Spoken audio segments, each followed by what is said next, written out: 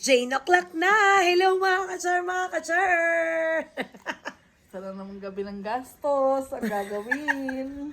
Hindi. Tatanungin mo na si Sir Raniel, di ba? Nung nag-apply siya, impromptu nga pala to. Oo, Diyos ko, hindi mo May paganto pa lang ngayon. Ano? May paganto. Oo, may paganto. Dahil kababalik lang namin dito sa Hamilton, ang tanong ko ay, di ba yung school na pinagtatrabahuhan mo, or kung saan ka lilipat, is hindi accredited employer? Yes, hindi siya accredited. So, pwede bang sharean mo kami dun sa experience mo when it comes to job hunting? Nahirapan ka ba? Sa loob, hanapin mo. Dahil Nahirapan naman nung sabi ko, mahirap na madali. Bakit mahirap muna? Mahirap kasi makakuha ng slot for interview.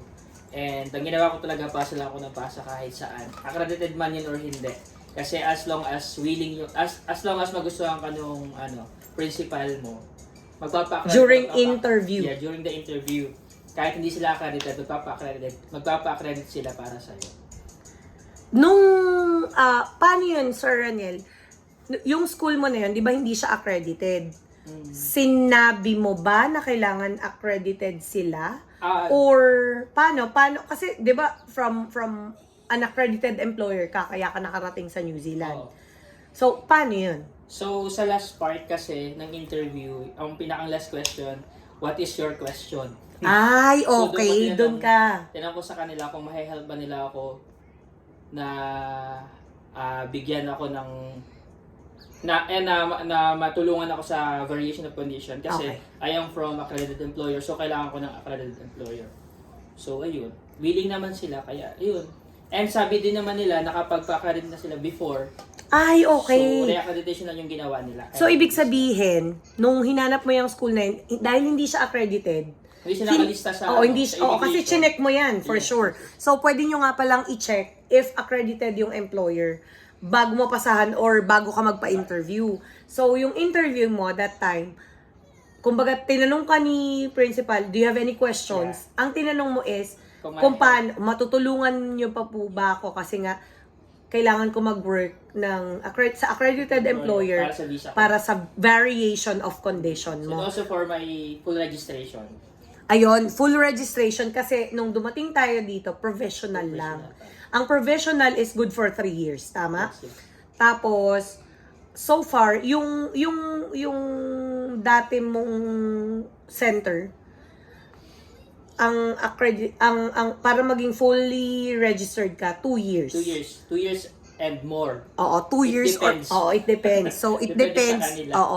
So, nung ginawa mo yon, nagpa-accredited ba sila or nagpa-re-accreditation? Or tama ba? Sino yung bagong school mo? Yung bagong school mo on Nagpa- the same day On the same day, yeah. na na-hire Kasi ka. within that day, sinabi sa akin na na-hire ako.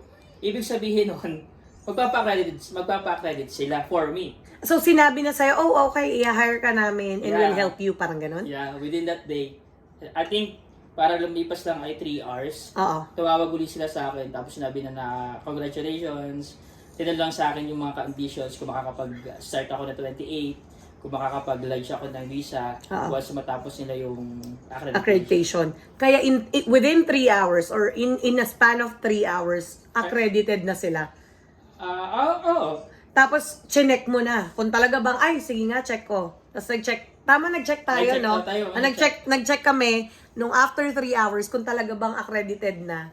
Which is kasi nakikita po yon by the way, sa INZ. So, isi-search mo lang, check if it's an accredited employer. Tapos may kita mo yung company name, kung kailan mag-end yung accreditation nila, na usually 3 years. Yes. Diba? O tapos, mahirap bang mag-apply ng variation of condition? Madali lang. Kasi ang kailangan mo lang is Job offer. Yung job offer. Tsaka within that day pala, tinapos nila yung job check ko. Ay, okay. Tama nga ba yung job check ang una, di ba? Oo, job check pa. Anong ibig sabihin ng job check na dapat na-advertise? Yeah. Yung job Yung position. job, oo. Na marami Na nag-apply, open para sa open yun lahat. para sa lahat, oo. Na makikita din sa Education Gazette, Yeah. tama? Posted Oo. lagi doon. Oo. Sa Education Gazette kami, even I, myself, ikaw din, di ba? Pero kasi sa case mo, Jane, accredited na talaga yung School. School. Medyo tinatakpan ko yung kilay ng prof. Charot lang. Kasi hindi, namamahal na mahal nga kita eh. Tapos, ikaw, accredited, ikaw ba yung job offer is binigay sa'yo the same day din? Pagtapos ng interview. Ay, ang yayabang po nila na sinabi na kasi ako, nung na-hire ako, Sabi niya, I want you! Parang gano'n lang. The voice one. oo. Kasi nung sa akin hindi, parang I have to wait. I have to wait for a day. Parang kinabukasan pa. Pero yun yung lahat na. Pinag-isipan nilang mabuti. Oo, kung parang i-hire ko ba to? Oo, Sa amin Parang kasi sa akin yung in doubt. Yung sa amin eh. Ano na? Tsaka bakasyon na ma'am nun sa amin. Ay, Babakasyon ay. na. Kailan yan? December December? 17. Oh, kasi ang closing ng school ay December 18. Pero sa totoo lang, December 11. Sa secondary schools yun na. Tapos na.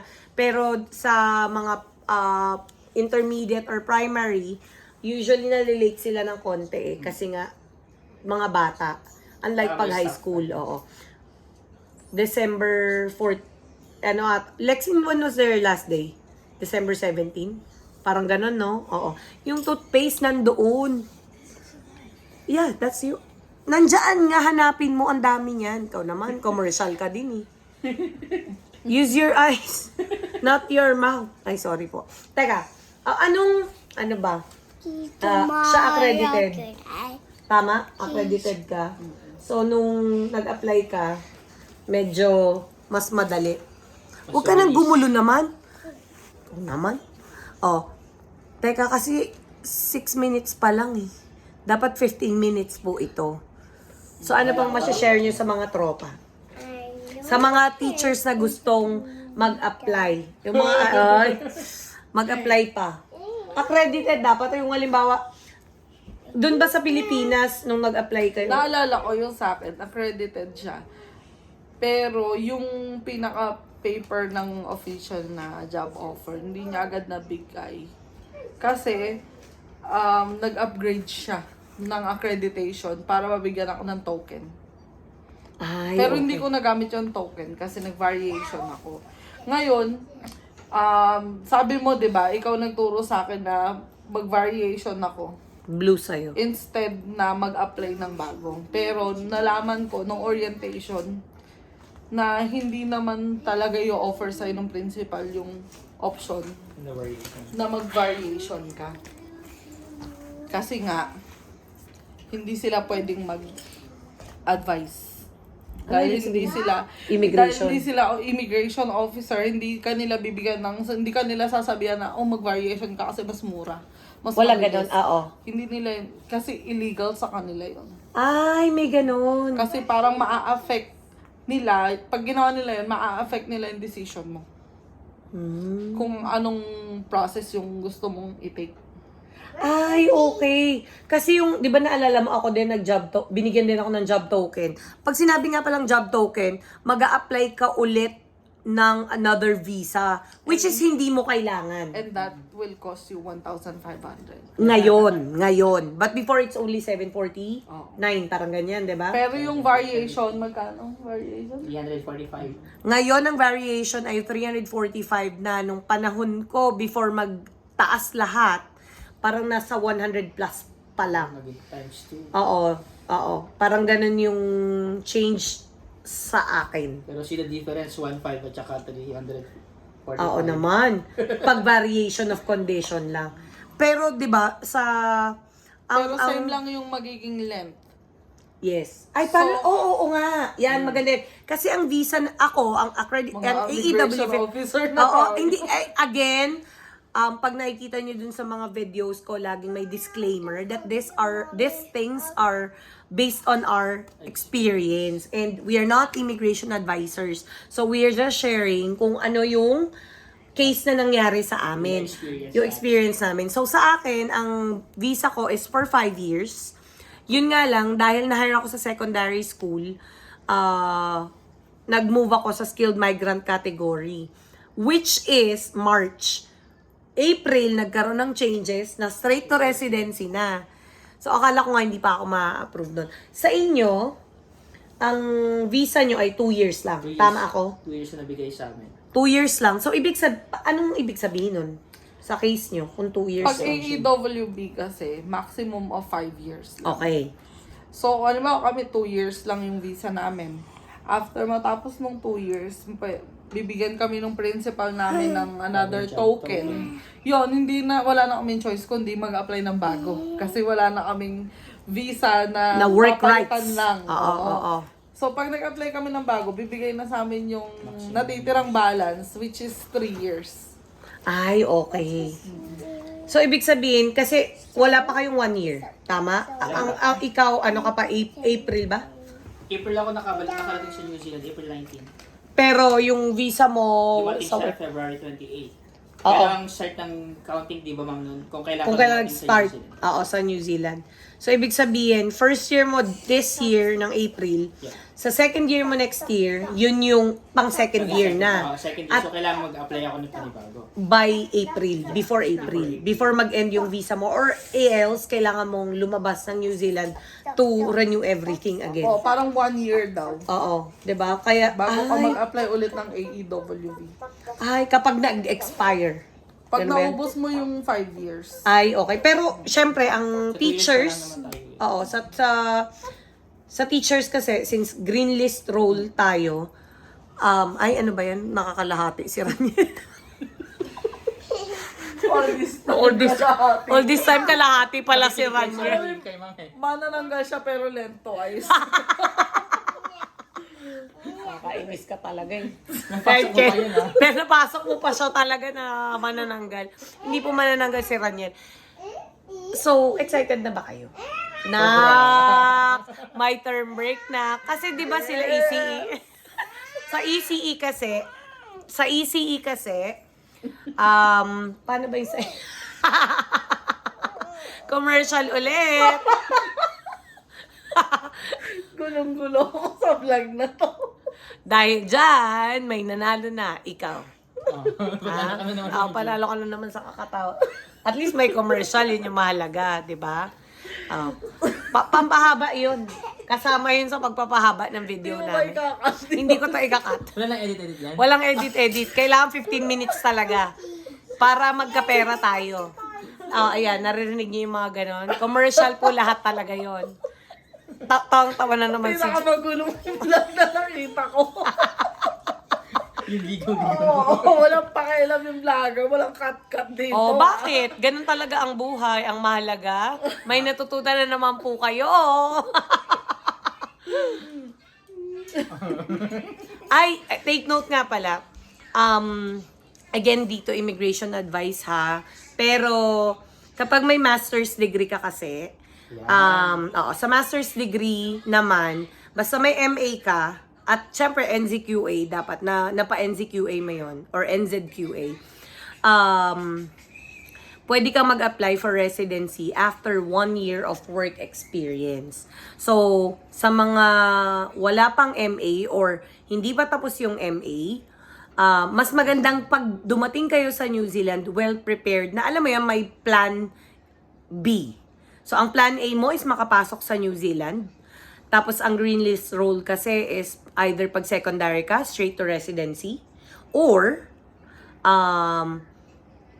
sa intermediate and primary and ECE, basta may MA ka na level 9, then pwede kang mag-work for a year sa kahit na ano. At syempre, di ba, ang goal mo is at least nasa median wage ka. Yeah.